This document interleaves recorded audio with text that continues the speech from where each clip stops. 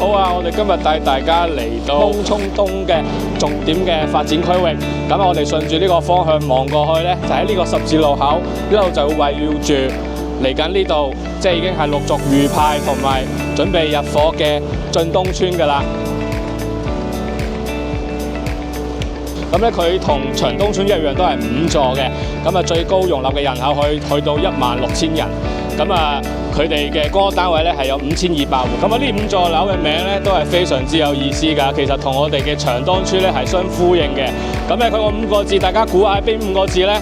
就係才華永結秀，即係都係5座樓。咁我樓下會掃埋啲樓嘅名出嚟，大家睇下咧，佢哋係咪互相對應到咧？咁啊，可以喺下邊評論留言翻俾我哋。咁我哋隨住鏡頭再向後望咧，都有見到一啲商業發展用途嘅建築係起緊嘅。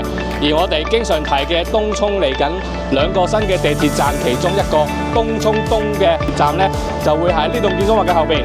到時佢會分2個出口，咁所以咧，其實嚟緊我哋嘅新嘅地鐵站咧，離我哋嘅迎東村啦、秦東村啦，同埋晉東村啦，都係非常之近嘅。我相信呢個工程咧係會令到我哋東涌東嘅交通嘅效率咧係大幅提高。